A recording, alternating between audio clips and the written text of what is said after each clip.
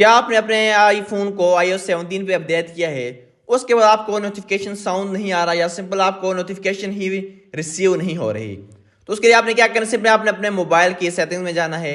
Setting में जाने के बाद आपने यहाँ देखें, आपने थोड़ा सा स्क्रॉल डाउन करें, आपको यहाँ पे नोटिफिकेशन का ऑप्शन मिल जाएगा, इस पर आपने ओपन करना है।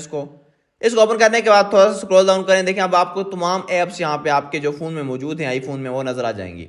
आप इंडिविजुअली एक ऐप को आपने ओपन करना है जिसमें प्रॉब्लम आ रहा है और उसकी नोटिफिकेशन को आपने ऑन करना है, क्योंकि अपडेट के बाद कुछ ऐप्स की नोटिफिकेशन ऑटोमेटिकली जो है वो ऑफ हो जाएगी।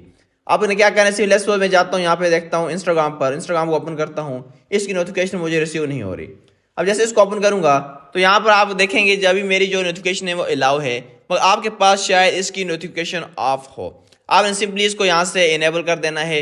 इसको इनेबल करने के बाद आप दोबारा देखेंगे कि आपको इंस्टाग्राम की नोटिफिकेशन भी रिसीव होगी और उसका साउंड भी रिसीव होगा।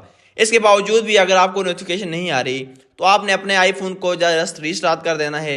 रीस्टार्ट कर दोबारा आप उसको ऑन करें तो आपका जो नोटिफिकेशन का प्रॉब्लम है वो मोस्टली हल हो जाएगा।